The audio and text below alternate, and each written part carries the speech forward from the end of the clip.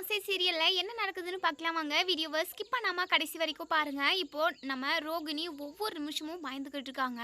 அதுக்கப்புறம் வெளியே மகேஸ்வரியை பார்த்துட்டு வரதுக்காக போறாங்க. மகேஸ்வரி அதுக்கப்புறம் கிறிஷோட பாட்டி எல்லாருமே அவங்க தான் இருக்காங்க. இங்க நம்ம ரோகிணி போயிட்டு புலம்பிக்கிட்டு இருக்காங்க. மகேஸ்வரி சத்தியமா எனக்கு இப்படி ஒரு சுச்சுவேஷன் அதுவும் இவ்வளோ சீக்கிரமா வரும்னு சொல்லிட்டு நான் கொஞ்சம் கூட எதிர்பார்க்கல. அந்த மீனா எப்போ உண்மையை சொல்லுவானே தெரியல. எனக்கு என்ன பண்ணுறதுன்னு சத்தியமாக புரியல மகேஸ்வரி. எனக்கு பயமாக இருக்குது. எங்கே மனோஜை நான் பிரிய வேண்டிய சுச்சுவேஷன் வந்துருமோன்னு சொல்லிட்டு அப்படின்னு சொல்லி ரொம்பவே பதட்டப்பட்டுக்கிட்டு இருக்காங்க. இப்போது மகேஸ்வரி இருந்துட்டு இங்கே பார் ரோகிணி, நீ அதை நினச்சி கவலைப்படாத. கண்டிப்பாக மீனா விஷயத்த சொல்ல மாட்டாங்க. அதான் அவங்களே சொல்லிட்டாங்கல்ல அப்படின்னு சொல்லிட்டு கண்டிப்பாக அதை நம்பிக்கிட்டு நம்மளால் இருக்க முடியாது மகேஸ்வரி. கண்டிப்பாக அவள் எப்போ வேணாலும் உங்கள் விஷயத்த சொல்லலாம். சொன்ன அடுத்த செகண்டே கண்டிப்பாக ஆன்ட்டி என்னை வீட்டை விட்டு துரத்திடுவாங்க அப்படின்னு சொல்லிட்டு ரொம்பவே பயந்துக்கிட்டு இருக்காங்க. உடனே கல்யாணியோட அம்மா இருந்துட்டு இங்கே பாரு கல்யாணி, நீ இப்போ கூட விஷயத்த சொல்கிறது தான் கரெக்டுன்னு எனக்கு தோணுது அப்படின்னு சொல்லவும் எல்லாமே உன்னால் தான், நீ பேசவே பேசாத, உன்னை பார்த்தாவே எனக்கு கடுப்பாக இருக்குது அப்படின்னு சொல்லிட்டு பயங்கரமாக கோவப்படுறாங்க. நான் என்ன கல்யாணம் பண்ணுவேன், உன் அப்பாவுக்கு திதி கொடுக்கணுன்றதுக்காக தான் ஒரு 10 நிமிஷம் வந்துட்டு போயிடுன்னு சொன்னேன். அது மட்டும் இல்லாமல் நம்ம ஃபஸ்ட்டு ஏற்பாடு பண்ண கோவில்லே நம்ம திதியை பண்ணியிருந்தோம் அப்படின்னா கண்டிப்பாக நீ மாட்டியிருக்க மாட்டேன். அது கூட பாரு, காலம் நேரம் எல்லாமே நமக்கு எதிராக தானே இருக்குது. கால நேரமெல்லாம் நமக்கு எதிராக இல்லைம்மா, நீ தான் எனக்கு எதிராக இருக்க. உன்னால தான் நான் இப்போது மீனா கிட்ட மாட்டிக்கிட்டு தவிக்கிறேன். அவள் எப்போ விஷயத்த சொல்லுவானே எனக்கு தெரியல. என் முகத்தை எப்போ பாரு உம்முனே வச்சுக்கிட்டு இருக்கா. யார் எது சொன்னாலும் அதை சரியாக கவனிக்கிறதில்ல. என் விஷயமாகவே அவளுக்கு ஞாபகம் இருந்துக்கிட்டே இருக்குது. அவளுக்கு அந்த விஷயத்த சொல்கிற வரைக்கும் கண்டிப்பாக தூக்கமே பிடிக்காது. அப்படி தான் அவள் சுற்றிக்கிட்டு திரியிறா. நார்மலாக இருக்கிற மாதிரி அவள் இல்லைம்மா. கண்டிப்பாக விஷயத்த சொல்லுவான்னு தான் எனக்கு தோணிக்கிட்டே இருக்குது அப்படின்னு சொல்லவும் இங்கே பார் ரோகிணி, நீ அவன் அந்த விஷயத்த சொல்கிறதுக்குள்ளே நீ எல்லார்கிட்டையும் விஷயத்த சொல்லிவிட்டு எல்லார் காலையும் மன்னிப்பு கேளு. மன்னிப்பு கேளு. அதுக்கப்புறம் என்ன நடக்குதோ அதுக்கப்புறம் அப்போ பார்த்துக்கலாம் அப்படின்னு சொல்லவும் என்ன நடக்கும்னு சொல்லிட்டு எனக்கு ஏற்கனவே தெரியும். ஏன்னா வீட்டை விட்டு அடித்து துரத்துவாங்க.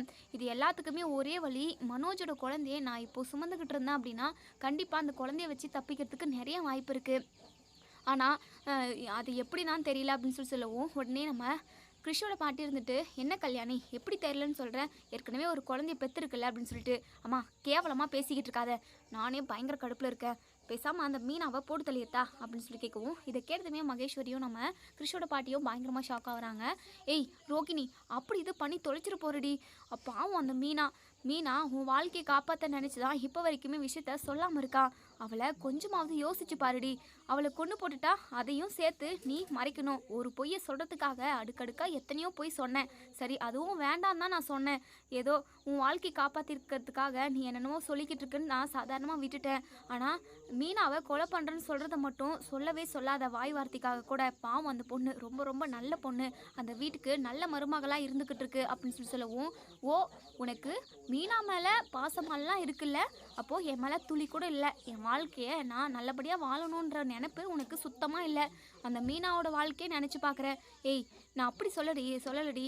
இங்கே பாருமா, நீ எப்படியும் சொல்லாத, என்ன பண்ணணும்னு எனக்கு தெரியும் அப்படின்னு சொல்லிட்டு மகேஸ்வரி இருந்துட்டு இங்கே பாரு ரோகிணி, மீனாவை கொலை பண்ண அப்படின்னா கண்டிப்பாக அதனால் நிறைய பிரச்சனையை சந்திக்க வேண்டியதாக வரும். பொய்யை சொல்லிட்டு அதாவது உனக்கு ஏற்கனவே கல்யாணம் நடந்த விஷயம், கிறிஷ் இருக்கிற விஷயத்தவே மறைச்சிக்கிட்டு இருக்க. இந்த விஷயத்த மறைச்சி நீ எத்தனை பேர்கிட்ட எவ்வளவோ பொய் சொல்லிட்ட. உங்கள் குடும்பத்தவே ஏமாற்றிக்கிட்டு இருக்க. இதுவே பெரிய தப்பு தான். ஆனால் மீனாவை கொன்னுட்டு அதுக்கப்புறம் அதனால் பெரிய விளைவை நீ சந்திக்க வேண்டியதாக இருக்கும். நீ இப்படியெல்லாம் பண்ணிக்கிட்டு இருக்கன்ற விஷயம் முத்துக்கு தெரிஞ்சுது அப்படின்னா கண்டிப்பாக உன்னை கொன்று போடுறதுக்கு கூட அந்த முத்து தயங்க மாட்டான். தயவு செஞ்சு இப்படி தப்பாக யோசிக்காத ரோகிணி அப்படின்னு சொல்லிட்டு மகேஸ்வரியுமே சொல்கிறாங்க. ஆனால் ரோகிணிக்கு அவங்களோட வாழ்க்கையை எப்படியாவது காப்பாற்றிக்கணும், நம்மளோட வாழ்க்கை நல்லா இருக்கணும், அதுக்கு யார் வேணாலும் என்ன வேணாலும் பண்ணலாம், யாருக்கு என்ன நடந்தால் என்னன்ற மாதிரி தான் இப்போ ரோகிணி வந்து ரொம்பவே சுயநலமாக யோசிக்கிறாங்க.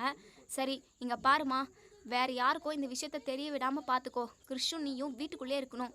ஸ்கூலுக்கு அவனை கொண்டு போய் விடுறியா, திரும்பவும் நீயே போய் கூட்டிகிட்டு வந்துடணும். மற்றபடி எங்கள் வீட்டுக்கு வருதோ இல்லை அங்கே வருது, முத்து கூப்பிட்டானே அதனால் வந்துட்டேன் அப்படின்னா சொல்கிற வேலை வச்சுக்காத, சரியா?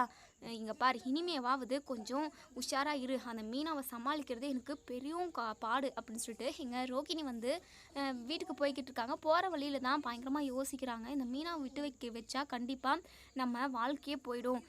மீனாவுக்கு ஏதாவது ஒரு முடிவு கட்டணும் அப்படின்னு சொல்லிட்டு யோசிக்கிறாங்க. இப்போது வர வழியில் சிட்டி வராங்க. சிட்டியை பார்த்ததுமே நம்ம ரோகிணிக்கு ஒரு சூப்பரான ஐடியா தோணுதுன்னு கூட சொல்லலாம். ஆனால் நம்ம மீனாவுக்கு ஆபத்து தான். இந்த ரோகிணி தனக்கு நல்லா, அதாவது தன்னோட வாழ்க்கை நல்லா இருக்கணுன்றதுக்காக மீனாவை கொலை பண்ணணும்னு சொல்லிட்டு முடிவே பண்ணிட்டாங்க. சிட்டியை பார்த்ததுமே, சிட்டி உங்ககிட்ட ஒரு முக்கியமான விஷயம் பேசணும் அப்படின்னு சொல்லவும், என்ன ரோகிணி ரொம்ப நாளாக ஆளே வராமல் இருந்தீங்க, இப்போ என்ன செய்யணும், என்னால் என்ன வேலை ஆக வேண்டியது இருக்குது அப்படின்னு சொல்லி கேட்கவும், எனக்கு ஒரு வேலை ஆக வேண்டியது இருக்குது. மீனாவால் எனக்கு நிறைய பிரச்சனை. அவளால் என்னால் நிம்மதியாக வீட்டில் இருக்க முடியல. மீனாவை போட்டு தள்ளிட முடியுமா அப்படின்னு சொல்லிட்டு உடனே சிட்டி பயங்கரமாக ஷாக் ஆகுறாங்க.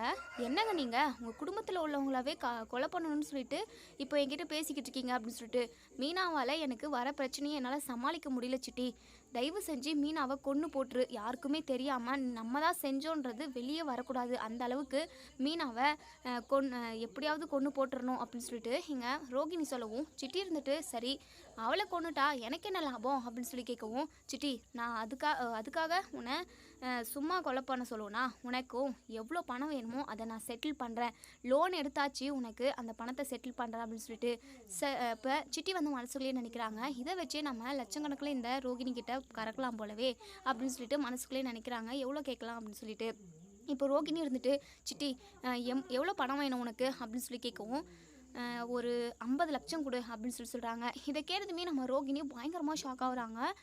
என்ன சிட்டி 50 லட்சத்துக்கு நான் எங்கே போவேன், ஒரு 50,000மோ இல்லை 1 லட்சமோ கேட்டேன் அப்படின்னா கண்டிப்பாக நான் கொடுத்துருவேன் அப்படின்னு சொல்லவும், சிட்டி இருந்துட்டு என்ன ரோகிணி ஏதோ கடன் நீ எனக்கு கொடுக்குற மாதிரியே பேசிக்கிட்டு இருக்க, அப்படியெல்லாம் இல்லை, மீனாவோட உயிர் என்ன சாதாரணமா, மீனாவை கொன்னுட்டோம் அப்படின்னா அதனால் எவ்வளோ பிரச்சனை வரும் தெரியுமா, அதெல்லாம் சமாளிக்கணும்ல, போலீஸு அது இதுன்னு முக்கியமாக இவங்க எல்லாரையும் சமாளிக்கிறதுக்கு பணமும் பாதி செலவாகும்.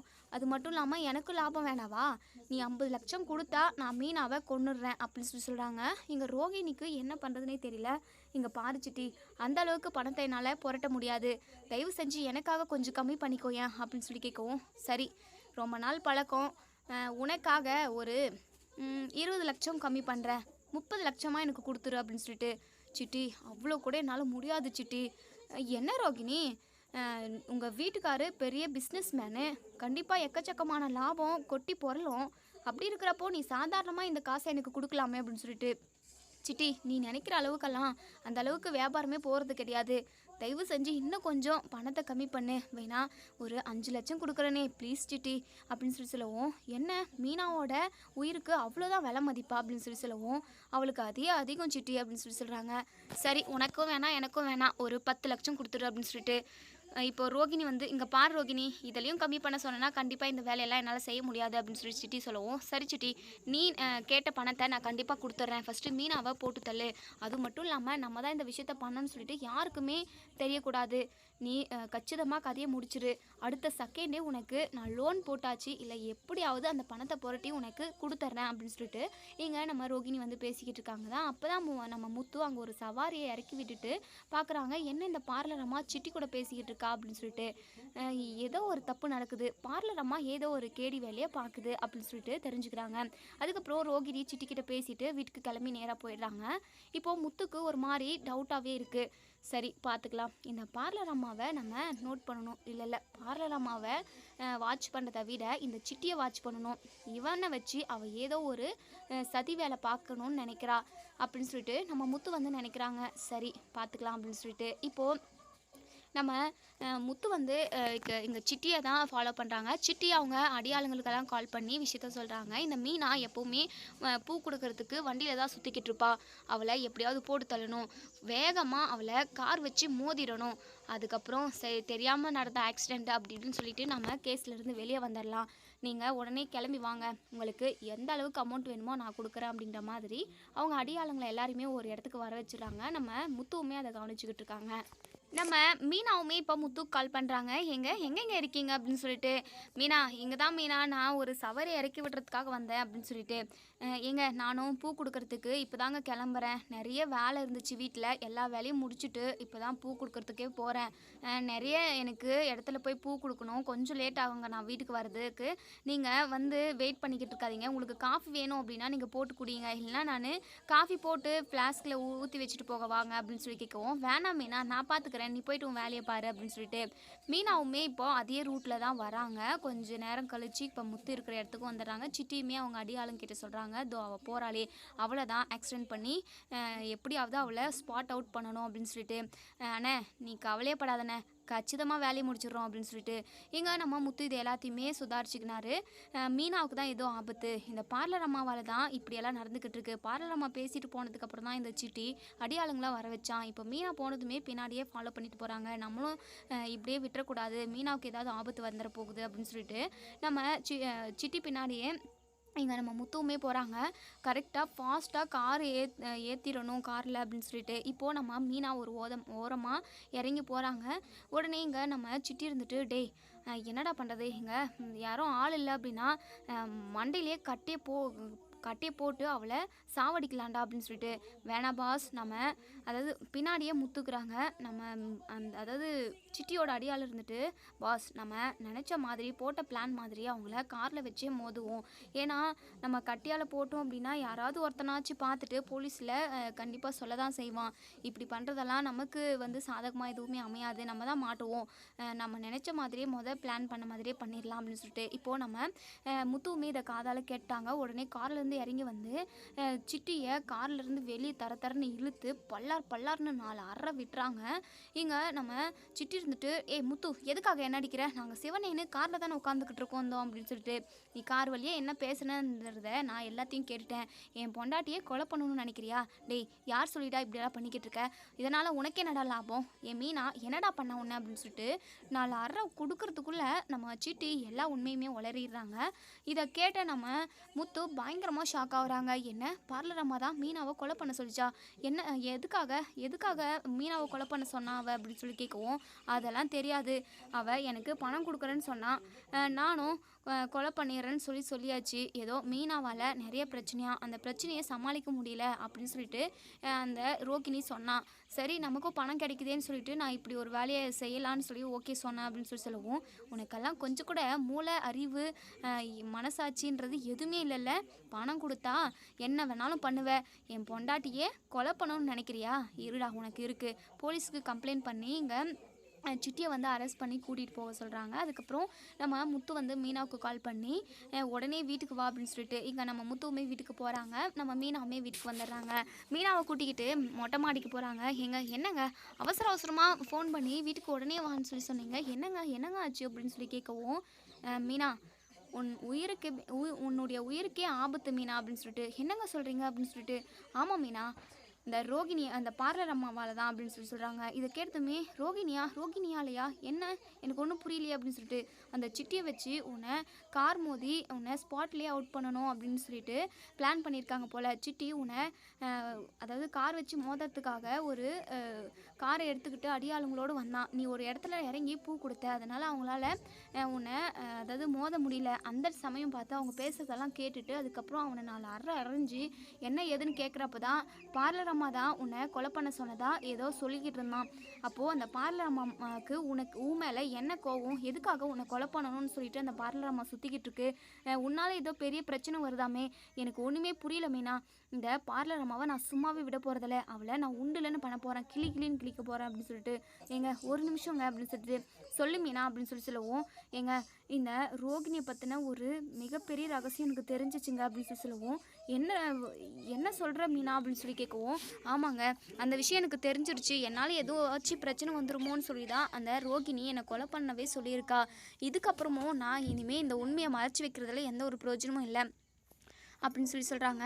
என்ன மீனா அப்படின்னு சொல்லி கேட்கவும் ஆமாங்க நம்ம பாட்டி வீட்டான கோவிலுக்கு போயிருந்தோம்ல, தெப்பக்குளத்தில் தண்ணி எடுத்துகிட்டு வரதுக்காக நான் குடம் எடுத்துக்கிட்டு கூட போனேன். அங்கே போய் பார்த்தா இந்த ரோகிணி கிறிஷோட பாட்டி இவங்க 3 பேரும் மகேஸ்வரி இவங்கெல்லாம் உட்காந்து திதி கொடுத்துக்கிட்டு இருந்தாங்க அப்படின்னு சொல்லவும் என்ன திதியா, எதுக்காக ரோகிணி போகணும் அப்படின்னு சொல்லி கேட்கவும் ஆமாங்க ரோகிணியோட குழந்தை தான் கிறிஷோட பாட்டி தான் ரோகிணியோட அம்மா, ரோகிணியோட அப்பாவுக்கு திதி கொடுக்கறதுக்காக அங்கே எல்லா ஏற்பாடுமே பண்ணிக்கிட்டு இருந்தாங்க.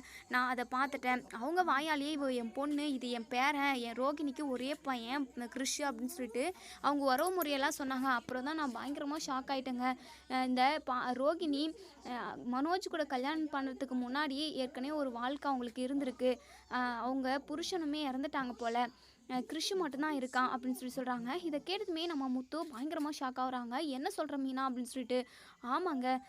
இந்த விஷயம் எனக்கு தெரிஞ்சிருச்சு. இப்போவே நான் எல்லார்கிட்டயும் விஷயத்த சொல்கிறேன். இதுக்கப்புறமும் நான் இந்த விஷயத்த மறைச்சு வைக்க மாட்டேன். எங்கள் குடும்பத்தையே ஏமாத்திக்கிட்டு இருக்கியான்னு சொல்லிட்டு நல்லா நாக்க பிடுங்குற மாதிரி கேட்டேங்க. அதுக்கப்புறம் அவள் என் காலெல்லாம் விழுந்து கெஞ்சினாங்க. விஷயத்த சொல்லாத அப்படின்னு சொல்லிட்டு. அப்போவும் நான் எல்லார்கிட்டயும் விஷயத்த சொல்லியே தான் ஆகுவேன் அப்படின்னு சொல்லிட்டு சொல்லிக்கிட்டு இருந்தேன். அதுக்கப்புறம் கிறிஷை கூட்டிக்கிட்டு குளத்துல விழுந்து சாவறேன் அப்படின்னு சொல்லிட்டு கிட்ட வரைக்கும் போயிட்டாங்க. கிறிஷோட வாழ்க்கையை காப்பாற்றணும், கிறிஷோட உயிரை காப்பாற்றணுன்றதுக்காக தான் அந்த விஷயத்த சொல்ல மாட்டேன்னு சொல்லி நான் சொன்னதுக்கு அப்புறம் தான் அவள் வந்தா. என்ன மிரட்டி வச்சுருந்தாங்க, நான் செத்துருவேன் அப்படின்னு சொல்லிட்டு. அதனால தான் இந்த விஷயத்த யாருக்கிட்டையுமே சொல்ல முடியல அப்படின்னு சொல்லவும் முத்துக்கு பயங்கர அதிர்ச்சியாக இருக்குது. மீனா, நீ சொல்கிறத பார்த்தா எனக்கு பயங்கர அதிர்ச்சியாக இருக்குது மீனா. இப்படியெல்லாமா இருப்பாங்க? பார்லரம்மா பின்னாடி ஏதோ ஒரு ரகசியம் இருக்குன்னு தெரியும். ஆனால் இவ்வளோ மிக பெரிய ரகசியம் இருக்குன்னு சொல்லிட்டு நான் கொஞ்சம் கூட எதிர்பார்க்கல மீனா. இந்த அளவுக்கு இந்த பார்லரம்மா வேலை பார்த்துருக்கா? என் அண்ணன் மனோஜை முட்டாள் ஆக்கிருச்சு அந்த பார்லரம்மா.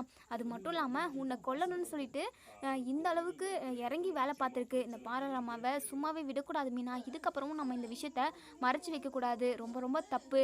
ஏன்னா அவள் தப்பு பண்ணுறா. நம்ம மறைச்சி வச்சோம் அப்படின்னா அந்த தப்புக்கு நம்மளும் உடந்தையாக இருக்கணும் தானே அர்த்தம் அப்படின்னு சொல்லவும், ஆமாங்க, என்னை கொல்லணுன்ற அளவுக்கு முடிவெடுத்திருக்காங்க அப்படின்னா அவங்க பெரிய கேடி தான். இனிமே நம்ம இந்த விஷயத்த மறைச்சி வைக்கக்கூடாதுங்க அப்படின்னு சொல்லிட்டு எங்கள் மீனாவும் முத்துவும் வீட்டுக்குள்ளே போகிறாங்க. டே மனோஜே, ரவி, ஸ்ருதி, அப்பா, மா அப்படின்னு சொல்லிட்டு எல்லாருமே நம்ம முத்து கூப்பிட்றாங்க. உடனே இங்கே மனோஜ் இருந்துட்டு, டே முத்து, உனக்கு வேலையே இல்லையாடா? எப்போ பாரு எல்லாரையும் கூப்பிட்றதே வேலை. இப்போ என்னடா சொல்ல போகிற அப்படின்னு சொல்லிட்டு, இங்கே பாரு மனோஜ், உனக்கு சம்மந்தப்பட்ட விஷயந்தான் மனோஜ்.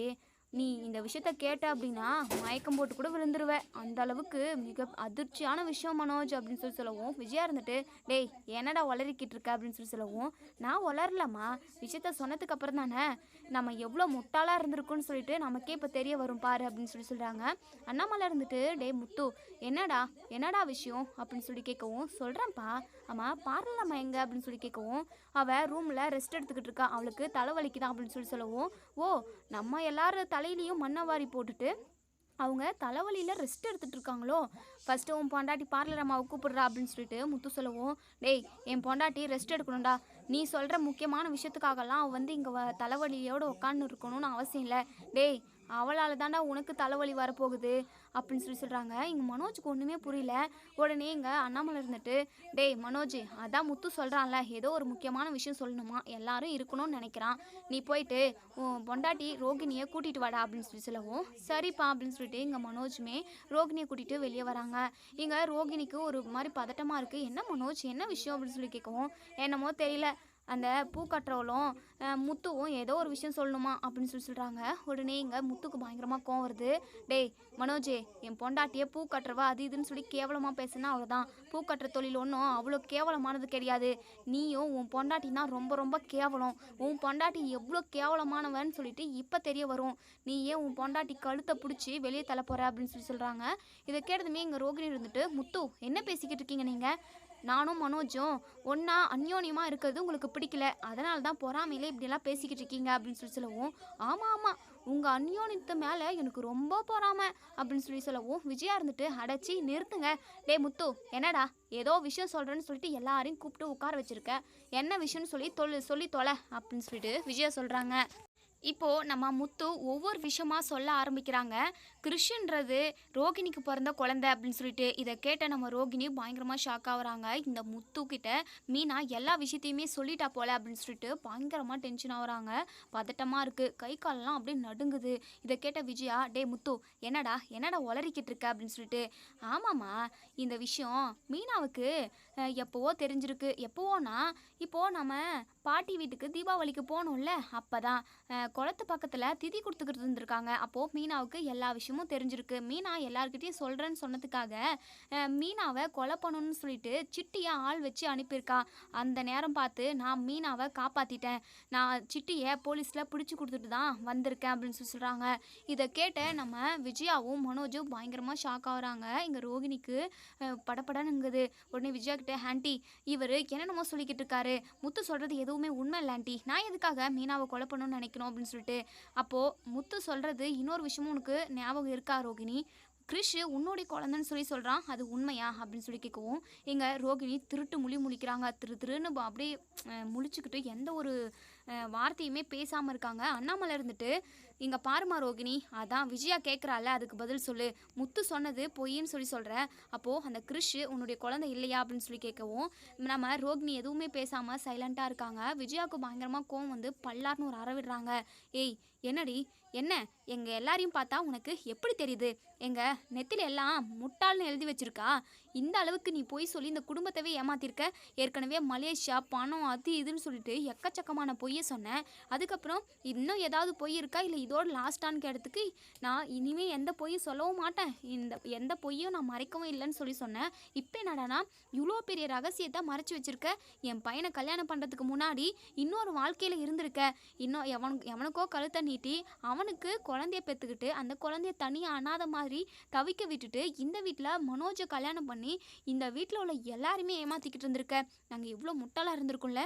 ஓ, உனக்கு எங்களை பார்த்தா எல்லாரையும் கோமாளி மாதிரி தோணுதா அப்படின்னு சொல்லிட்டு பயங்கர கோவமாக இங்கே நம்ம விஜயா பல்லார்னு அரை செம்ம அற விட்றாங்க. உடனே ஸ்ருதி இருந்துட்டு, என்ன ரோகிணி நீங்கள் இவ்வளோ சீப்பாக நடந்துக்கிட்டு இருந்திருக்கீங்க? இங்கே பாருங்கள் ரோகிணி, உங்களுக்கு பெத்த குழந்தைய விட இன்னொரு கல்யாண வாழ்க்கை தான் உங்களுக்கு முக்கியமாக போச்சா? அந்த குழந்தை பாவம் தாயோட பாசத்திற்கு எத்தனை நாள் ஏங்கி இருக்குமோ அந்த குழந்தைய பற்றி நீங்கள் கொஞ்சம் கூட எதிர்பார்க்கலையா? இந்த வீட்டுக்கு கிறிஷோட பாட்டியும் வந்தப்போ ஆன்ட்டி கூட எத்தனையோ டைம் அந்த குழந்தைய பிச்சைக்காரனாகி தருதலை அது இதுன்னு சொல்லிட்டு என்னென்னமோ திட்டினாங்க. அப்போ கூட நீங்கள் பார்த்துக்கிட்டு சும்மா தான் இருந்தீங்கல்ல. பெத்த குழந்தைய மற்றவங்க இப்படி திட்டுறாங்களேன்னு சொல்லிட்டு கொஞ்சம் கூட உங்களுக்கு வருத்தமே இல்லை. நானாக இருந்திருந்தா அவ்வளோதான். ஏன் ரோகிணி நீங்கள் இவ்வளோ கீழ்த்தரமாக இருந்திருக்கீங்க? எங்கள் எல்லாரையும் ஏமாத்திருக்கீங்க. எங்கள் எல்லாரையுன்ற விட மனோஜை தான் நீங்கள் முட்டாளாக்கியிருக்கீங்க அப்படின்னு சொல்லிட்டு உடனே நம்ம முத்து இருந்துட்டு பலக்குரல், அவன் எல்லார்கிட்டையும் ஏமாந்துட்டு தானே வரான். நம்ம வீட்டில் உள்ளவங்கள தான் ஏமாத்துறான். அப்பாவை தான் அப்பா கிட்டேருந்து பணத்தை ஏமாற்றிட்டான். அவங்கிட்டேருந்து அந்த ஒரு பொண்ணு ஏமாற்றிட்டு போயிடுச்சு. இப்படி வெளியே உள்ள எல்லார்கிட்டையும் ஏமாந்துட்டு வரான். வீட்டில் திருடுறான். இப்படி எல்லா கெட்ட பழக்கமும் இருக்குது. அவனுக்கு தகுந்த மாதிரி தான் பார்லர் அம்மா அமைஞ்சிருக்குன்னு நான் நினச்சேன். ஆனால் பார்லர் அம்மா மிகப்பெரிய கேடியாக இருக்குது. ஏற்கனவே ஒரு வாழ்க்கையை நல்லா ஜம்முன்னு வாழ்ந்துட்டு இப்போது மனோஜோட வாழ்க்கையும் ஒட்டு மொத்தமாக டோட்டலாக காலி பண்ணிருச்சு. டே மனோஜே, நீ படிச்சிருக்கே தவிர உனக்கு கொஞ்சம் கூட மூளலடா. இந்த பார்லரம்மா என்ன சொன்னாலும் பூம் பூம் மாடு மாதிரி தலையை ஆட்டிக்கிட்டு இருந்த. இப்போ பார்த்தியா உனக்கு எவ்வளோ பெரிய ஆப்பா வச்சிருக்கு இந்த பார்லரம்மா அப்படின்னு சொல்லிட்டு உடனே இங்கே நம்ம மனோஜுக்கு பயங்கர அதிர்ச்சியாக இருக்குது. விஜயா கிட்ட போயிட்டு, அம்மா என்னம்மா அது, இதெல்லாம் என்னால் ஏற்றுக்கவே முடியலம்மா ரோகிணி, இவங்க சொல்கிறதெல்லாம் உண்மையா ரோகிணி, ப்ளீஸ் ரோகிணி, இதெல்லாம் உண்மை இல்லைன்னு சொல்லு ரோகிணி அப்படின்னு சொல்லிட்டு இப்போது இங்கே முத்து இருந்துட்டு, இதுக்கப்புறம் எப்படி அவள் சொல்லுவா? கண்டிப்பாக அந்த பார்லர் அம்மா இனிமே இதெல்லாம் உண்மை இல்லைன்னு சொல்லவே முடியாது. ஏன்னா இப்போது வெட்ட வெளிச்சமாக எல்லா உண்மையும் தெரிஞ்சு போச்சுல்ல அப்படின்னு சொல்லிட்டு உடனே நம்ம விஜயாவுக்கு கோவம் வந்து, ஏய் ரோகிணி, இனிமே நீ இந்த வீட்டில் ஒரு நிமிஷம் கூட இருக்கக்கூடாதுடி அப்படின்னு சொல்லிட்டு மனோஜ் கட்டின தாலியே இனிமே நீ உன் கழுத்தில் போட்டுக்கவே கூடாது, கலட்ரி அப்படின்னு சொல்லிட்டு தாலியை பிடிச்சி இழுக்கிறாங்க. ஆண்டி விடுங்க ஆண்டி, நான் சொல்கிறத ஒரு நிமிஷம் கேளுங்க ஆண்டி, எல்லாமே நான் மனோஜ்க்காக தான் பண்ணேன், மனோஜ் வாழ்க்கைக்காக தான் பண்ணேன் அப்படின்னு சொல்லிட்டு. ஓ, நீ ஏற்கனவே கல்யாணம் ஆகி குழந்தைய பெற்று ஒரு வாழ்க்கையை வாழ்ந்திருக்க. அந்த விஷயத்த மறைச்சி மனோஜை ஏமாற்றி கல்யாணம் பண்ணியிருக்க. இது மனோஜுக்காக நீ செஞ்சதா? ஏய், என் பையன் கட்டின தாலியை கலட்டி போடுறி குடுடி அப்படின்னு சொல்லிட்டு நம்ம விஜயா ரொம்பவே காட்டு மிராண்டித்தனமாக நடந்துக்கிறாங்க. ஏன்னா மனோஜ்னா நம்ம விஜயாவுக்கு ரொம்பவே பிடிக்கும். செல்ல பிள்ளை. மனோஜுக்காக அவங்க என்ன வேணாலும் பண்ணுவாங்க. மனோஜோட வாழ்க்கை இப்படி கெட்டு போச்சுன்றதை அவங்களால ஏற்றுக்கவே முடியல. பணக்கார மருமகன்னு சொல்லிட்டு எங்கள் விஜயா ரோகிணி தலைமையில தூக்கி வச்சு கொண்டாடிக்கிட்டு இருந்தாங்க. இன்னைக்கு இந்த ரோகிணி எவ்வளோ பெரிய கேடியாக இருக்காங்கன்றதை தெரிஞ்சுக்கிட்ட விஜயாவுக்கு இதெல்லாம் எதுவுமே ஏற்றுக்கவே முடியல. உடனே நம்ம அண்ணாமலை இருந்துட்டு, விஜயா கொஞ்சம் பொறுமையாக இரு விஜயா, எதுக்காக இப்படி நீ அவசரப்படுற, எதுவாக இருந்தாலும் பேசிக்கலாம் அப்படின்னு சொல்லிட்டு. இந்த விஷயத்தில் பேசுறதுக்கு எதுவுமே இல்லைங்க. மனோஜோட வாழ்க்கை நல்லா இருக்கணும்னு சொல்லிட்டு ஒவ்வொன்றுத்தையும் நான் பார்த்து பண்ணேன். நான் கூட்டிகிட்டு வந்த மருமகன்னு சொல்லிட்டு வீட்லேயும் சரி ஊர் ஃபுல்லாக சரி வரவங்க போகிறவங்ககிட்ட எல்லார்கிட்டையும் நான் எவ்வளோ பெருமையாக பேசிக்கிட்டு இருந்தேன். ஆனால் ஒன்று கூட நான் நினச்ச மாதிரி இல்லைங்க. எல்லாமே பொய். பணக்காரின்றதும் பொய், மனோஜ்காகன்றதும் பொய். மனோஜோட வாழ்க்கையை நான் நல்லா நல்லா வழியை நடைமுறைப்படுத்துவேன் அப்படி இப்படின்னு சொல்லிட்டு மனோஜுக்காக இதை செய்கிறேன் அதை செய்கிறேன்னு சொன்னது எல்லாமே பொய்ங்க. இவ அவன் கூடயே இன்னொருத்தங்க கூட வாழ்ந்துட்டு அவன் கூட வாழ்கிறதுக்கு பிடிக்காம நம்ம மனோஜை வந்து கல்யாணம் பண்ணியிருக்காங்க. இதை நம்ம இப்படி சும்மா விட முடியுமாங்க? இந்த ரோகிணி நான் வர கோவத்துக்கு கொன்று போட்டுருவேன். எதுக்காக? அதெல்லாம் வேண்டவே வேண்டாம். மனோஜ் கட்டின தாலியை இவ கழட்டி போடணும் அப்படின்னு சொல்லிட்டு தாலி பிடிச்சி இழுத்து பிச்சிடுறாங்க. இங்கே ரோகிணி இருந்துட்டு, ஆண்டி ஒரு நிமிஷம் கேளுங்க ஆண்டி, நான் மனோஜ் கூட ஒன்று சேர்ந்து சந்தோஷமாக வாழணும் ப்ளீஸ் ஆண்டி, அவர் கூட வாழணுன்றது பெரிய கனவு அப்படின்னு சொல்லிட்டு உடனே இங்கே நம்ம விஜயா இருந்துட்டு, டே மனோஜ், இந்த ரோகிணி கூட நீ வாழணும்னு ஆசைப்படுறியாடா அப்படின்னு சொல்லிட்டு, நான் எதுக்காகம்மா இவ கூட ஒன்று சேர்ந்து வாழணும்னு ஆசைப்பட போகிறேன்? என்ன முட்டாள் ஆக்கியிருக்கா. முத்து சொல்கிற மாதிரி நான் முட்டாள தானம்மா இருந்திருக்கேன். என்னெல்லாம் சொல்லி ஏமாத்திட்டா இல்லை. ஏற்கனவே கல்யாணம் ஆகி அந்த பிச்சைக்கார நாய், அந்த இது குட்டி பிசாசு கிறிஷு, இவ பெத்த குழந்தையான். ஐயோ, இதெல்லாம் என்னால் ஜீர்ணிக்கவே முடியலம்மா. இவ முகத்தை பார்க்க கூட எனக்கு அருவெருப்பாக இருக்குது. இவ கூட ஒன்று சேர்ந்து வாழ்கிறதுக்கு எனக்கு சுத்தமாக விருப்பமே இல்லை அப்படின்னு சொல்லிட்டு இங்க நம்ம மனோஜ் அழுகுறாங்க. என் பையனை இப்படி கண் கலங்க வச்சுட்டியடி பாவி அப்படின்னு சொல்லிட்டு அவங்க ட்ரெஸ்ஸை எல்லாத்தையுமே எடுத்துகிட்டு வந்து அவங்க முகத்திலே வீசி எரிஞ்சு, உடனே நீ இந்த வீட்டை விட்டு வெளியே போகணும் அப்படின்னு சொல்கிறாங்க. உடனே இங்கே நம்ம ரோகிணி இருந்துட்டு, ஆண்டி கண்டிப்பாக இந்த வீட்டை விட்டு என்னால் போக முடியாது. ஏன்னா மனோஜோட வாரிசு என் வயிற்றுல வளருது அப்படின்னு சொல்கிறாங்க. இதை கேட்ட எல்லாருமே பயங்கரமாக ஷாக் ஆகுறாங்க. இப்போது நம்ம முத்து இருந்துட்டு, டே மனோஜ், உன் வாழ்க்கை முடிஞ்சிருச்சுடா, அவ்வளோதான் முடிஞ்சு போச்சு அப்படின்னு சொல்லிட்டு இப்போது இங்கே நம்ம விஜயா இருந்துட்டு, ஏய் என்னடி பொய் சொல்கிறியா? நாங்கள் எல்லாரும் வீட்டை விட்டு துரத்திடுவோன்றதுக்காக நீ பொய் சொல்கிற. கண்டிப்பாக என் புள்ள வாரிசு உன் வயிற்றுல வளரவே இல்லை, வெளியே போடி அப்படின்னு சொல்லிட்டு கழுத்தை பிடிச்சி வெளியே தள்ளிடுறாங்க. இதோட இந்த ரிவ்யூ முடியுது. இதுக்கப்புறம் என்ன நடக்கு சொல்லி வெயிட் பண்ணி பார்ப்போம் ஃப்ரெண்ட்ஸ். வீடியோ பிடிச்சிருந்தா லைக் பண்ணி கமெண்ட் பண்ணி தெரிவிங்க. தேங்க்யூ.